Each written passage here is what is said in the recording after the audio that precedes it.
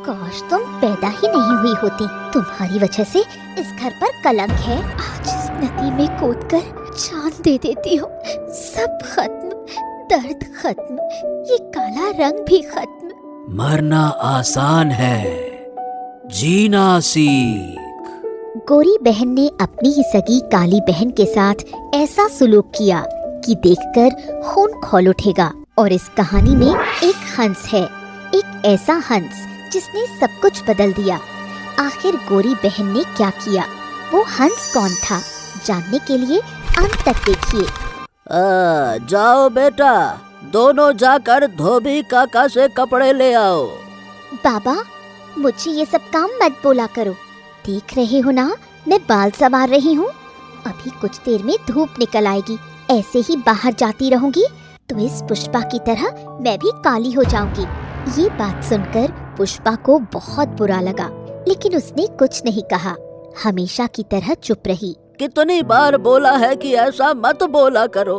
तुम दोनों जा रही हो, बस, मुझे और कुछ नहीं सुनना। बाबा चले गए। पुष्पा चलने को तैयार थी, लेकिन करिश्मा, उसने पुष्पा को देखा। आंखों में गुस्सा था। साथ चलना है ना?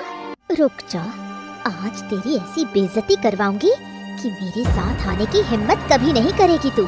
दोनों बहनें धोबी घाट पहुंची। अरे करिश्मा बिटिया, ए बेटा, कपड़े लेने तू क्यों आई? तेरे नाजुक हाथों में दर्द हो जाएगा ना बेटा। क्या करूं काका, मैंने तो कहा था कि इस काली पुष्पा को भेज दो, थोड़ी देर में सूरज माथे पर आ जाएगा, पर पापा ने मुझे भी साथ जाने को बोला। अरे चल, अच्छा तू छोड़, घर जा, मैं इस पुष्पा के साथ घर तक कपड़े पहुंचा दूंगा। जा बेटा। अरे ये तो काली है, इसको क्या ही फर्क पड़ेगा। पर हाँ, एक चीज अच्छी हुई, सुबह सुबह सबसे पहले तेरा मुंह देखा। अब दिन अच्छा जाएगा। अगर इसका देख लेता तो अब खैर छोड़ो। ये सुनकर पुष्पा का दिल टूट गया, पर उसने कोई जवाब नहीं दिया, बस चुप रही। क्या काला होना कोई अपराध है? पुष्पा झुककर बोरी उठाने ही वाली थी कि तभी धोबी का गधा जोर जोर से रेंकने लगा। अरे अरे अरे, रुक जा, यही रुक जा, मैं गधे को संभाल कर आता हूँ। 2 कपड़े और रखने हैं तेरी बोरी में, उसके बाद ले जाना। रुको रुको रुको रुको। जी काका। धोबी गधे के पास आया। करिश्मा वहाँ से चली गई। रास्ते में एक औरत मिली। ओ लड़की, वो धोबी कहाँ गया? उसने मेरी महंगी साड़ी खराब कर दी। धोबी का तो पता नहीं, पर वहाँ एक लड़की खड़ी है, शायद वही कपड़े धोती है। काम वाली होगी, उसी ने आपकी साड़ी खराब की होगी। ये सुनकर वो औरत गुस्से में घाट की ओर बढ़ी। उसने पुष्पा को देखा, सिर से पैर तक उदास चेहरा, काला रंग। उसे लगा यही है धोबी के यहाँ काम करने वाली। ओए, तू ही है ना जिसने मेरी साड़ी खराब कर दी? जी, मैं तो। चुप, मेरी बनारसी रेशमी साड़ी में रंग लगा दिया तूने। 10 स्वर्ण मुद्राओं की साड़ी थी वो, अब कौन भरेगा? मैंने नहीं किया श्रीमती जी, मैं तो बस। ऊपर से झूठ बोलती है, काली सूरत काले काम। तभी धोबी वहाँ आया। सिठानी को देखा, फिर पुष्पा को। ये तुम्हारी लड़की है, इसने मेरी साड़ी बर्बाद कर दी। ये मेरी बेटी। अरे श्रीमती जी, ऐसी बेटी मेरी थोड़ी होगी, ये तो बस कपड़े लेने आई है। धोबी के मुंह से निकला एक एक लफ्ज पुष्पा के कलेजे में उतर गया। ऐसी बेटी मेरी थोड़ी होगी, जैसे सांवला होना कोई अपराध हो, जैसे वो इंसान नहीं कोई दाग हो जिससे लोग बचना चाहते हैं।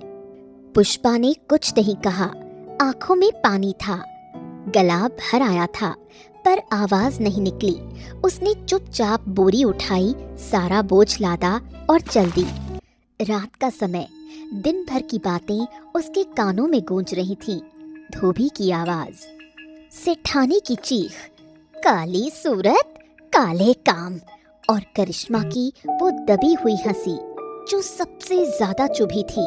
क्या गलती है मेरी? क्या मैंने अपना रंग खुद चुना था? क्या मैंने कहा था भगवान से कि मुझे सांवला बना दो? कल से सारा काम अकेले ही कर लिया करूंगी। सुबह अंधेरे में ही निकल जाऊंगी। जब लोग जागेंगे तब तक सारा काम हो चुका होगा। ना किसी की शक्ल देखनी पड़ेगी, ना किसी का ताना सुनना पड़ेगा। भोर का समय था, ठंडी हवा चल रही थी। पुष्पा तेज कदमों से चल रही थी। जितनी जल्दी काम हो जाए उतना अच्छा। नदी के किनारे पहुंची तो देखा 2 औरतें पहले से वहां थी। पुष्पा ने उन्हें देखा, वो उसे देख रही थी, फुसफुसा रही थी आपस में। देख देख, घनश्याम की बेटी। हाँ, वही बेचारी। सुना है घर में सौतेला व्यवहार होता है इसके साथ, पर है तो कलमोही ही। सुबह सुबह इसका मुंह देख लिया तो पता नहीं दिन कैसा जाएगा। पुष्पा ने सुन लिया हर एक शब्द। कलमोही, वो शब्द उसके सीने में खंजर की तरह उतरा। पुष्पा ने मुंह फेर लिया, कुछ नहीं बोली, बस मन में सोचा, छोड़ो, आगे चलकर पानी भर लेती हूँ, यहाँ भी ताने ही सुनने हैं। वो नदी के किनारे किनारे आगे बढ़ गई, जहाँ कोई नहीं था, बस वो और बहता पानी। पुष्पा ने मटका पानी में डुबोया, भरने लगी। तभी उसकी नजर कुछ दूर पड़ी। नदी के किनारे पत्थरों के बीच कुछ सफेद सा दिखा। पुष्पा ने गौर से देखा, एक हंस था। वो घायल हुआ वहाँ पड़ा हुआ था। पुष्पा के हाथ रुक गए, मटका छोड़ दिया। वो धीरे धीरे हंस की ओर बढ़ी। तू भी अकेला है मेरी तरह? पुष्पा ने धीरे से हंस को उठाया। वो नहीं छटपटाया, बस उसकी गोद में सिमट गया, जैसे किसी अपने की गोद मिल गई हो। पुष्पा ने मटका एक हाथ में उठाया, हंस को दूसरे हाथ में संभाला और झोपड़ी की ओर चल पड़ी। झोपड़ी पहुंचकर पुष्पा ने चुपचाप कोने में हंस को रखा। थोड़ा पानी लाई, नरम कपड़े से उसके घाव साफ किए और उसके सामने दूध रखा। हंस ने धीरे धीरे दूध पिया। पुष्पा देखती रही। उसके होठों पर हल्की सी मुस्कान आई। बहुत दिनों बाद शाम को बाबा घर लौटे। हंस को देखा, फिर पुष्पा की आंखों में झांका। ये कहाँ से ले आई बिटिया? नदी किनारे मिला बाबा, घायल था, छोड़ नहीं पाई। मेरी बच्ची का दिल तो सोने का है। चल ठीक है, रख ले तू इसको। तू जो ठीक समझे कर, कोई समस्या नहीं है। पुष्पा की आंखें भर आईं। इस दुनिया में एक तो था जो उसे समझता था, उसका बाबा। तभी वहाँ करिश्मा आई। छी, गंदा पंछी रख लिया, बदबू आएगी पूरी झोपड़ी में। पुष्पा चुप रही। करिश्मा हंसती हुई चली गई। दिन बीतने लगे। पुष्पा खुद जो खाती वही हंस को खिलाती, खुद भूखी रह जाती पर उसे भूखा न रखती। पुष्पा ने उसका नाम रखा राजा। वो सारे काम करने हंस को अपने साथ ले जाती, पर करिश्मा को ये रास नहीं आता।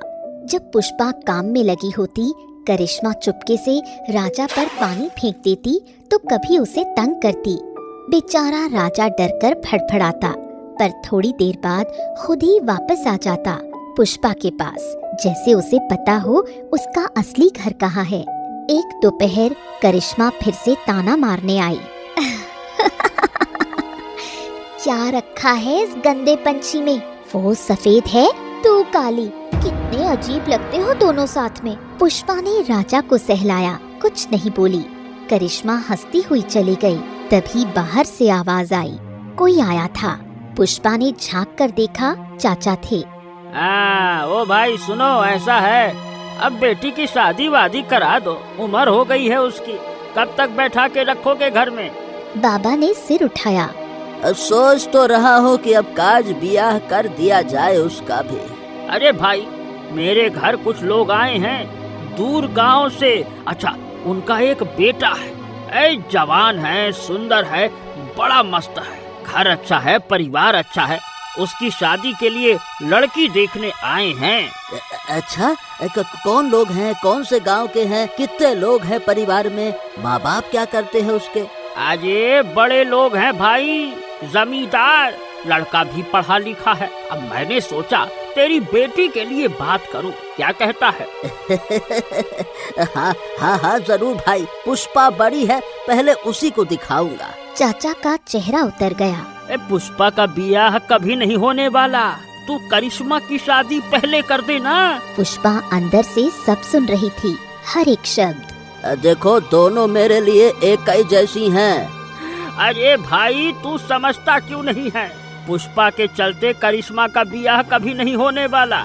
लोग कहेंगे एक ऐसी है घर में, एकदम राजकुमारी और दूसरी नौकरानी। ब्याह तो पहले पुष्पा का ही होगा। और रही रंग की बात, जो तू रंग की बात करता है, कभी उसका मन देखा है? कितना सोने जैसा साफ दिल है उसका। ऐसा भेदभाव मैं नहीं कर सकता। मेरे दोनों बच्चे मेरे लिए बराबर हैं, एक पलड़ा भी इधर उधर नहीं है मेरे लिए। अरे भाई पुष्पा की शादी कहाँ होने वाली है? कौन करने वाला है उससे शादी?